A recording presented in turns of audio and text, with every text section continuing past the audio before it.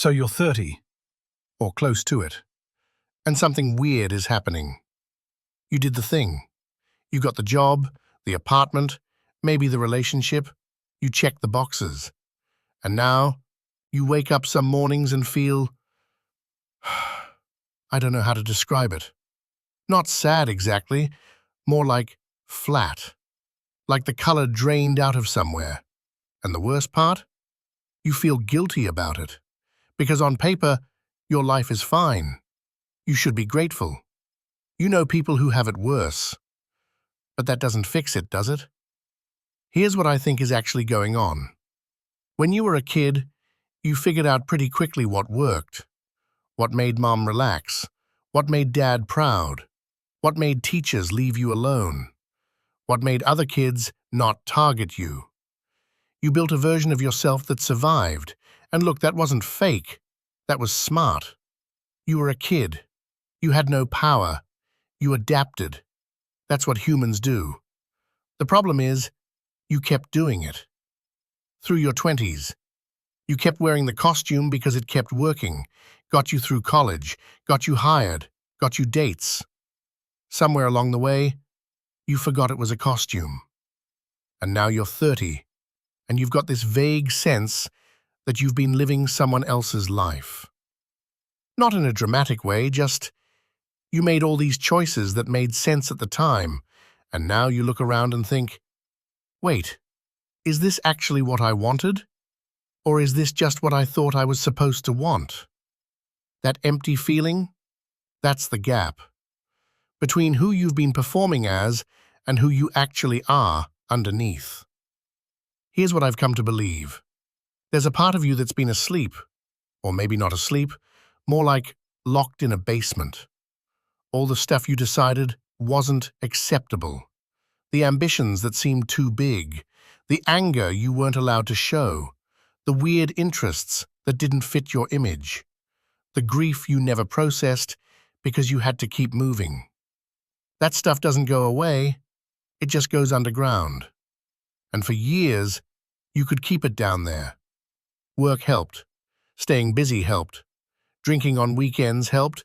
Scrolling until 2 a.m. helped. But around 30, something shifts. Maybe you're just tired. Maybe you've achieved enough that the next achievement doesn't excite you anymore. Maybe you just ran out of distractions. Whatever the reason, that basement door starts rattling. The emptiness is what it feels like when part of you is trying to wake up, and the rest of you is terrified of what happens if it does. I'm not going to lie to you, this part sucks. Because what's actually happening is that your old self, the adapted one, the strategic one, the one who figured out how to get approval and stay safe, that self is starting to die. And it feels like you're dying, because that self is all you've known. You're grieving. That's real. You're grieving the future that old self was building toward. You're grieving the simplicity of just not knowing, of just going along with the program. Some people hit this wall and they run. They buy something expensive. They blow up their relationship. They move cities. They do something dramatic to feel alive again. And sometimes that works, temporarily. But usually, you just end up in a new city with the same empty feeling. Because you brought yourself with you. The other option is harder. You sit with it. You stop running. You let the old self die, even though it's terrifying, because you're starting to realize it was never fully real anyway. So what do you actually do? You go look at the stuff you buried. Not in a, let me journal for 5 minutes way. Really look. What did you want before you learned to want what was realistic? What are you angry about that you've never let yourself be angry about? What do you actually think about your life when you're being honest? This is uncomfortable. You're going to find stuff you don't like. Envy, resentment, desires that embarrass you. Parts of yourself that don't fit the story you've been telling. Good. That's where the energy is. See, everything you repressed has power. The aggression you pushed down, that might be your actual ambition, just in a form you didn't recognize. The sadness you avoided, that might be your depth. The things you wanted but told yourself were stupid, those might be pointing toward your actual purpose. You don't transform by adding something new. You transform by recovering what was always there. I want to tell you something that took me a long time to understand. There are two kinds of people who seem content with their lives. The first kind just got lucky. They fit into the standard path. It actually worked for them.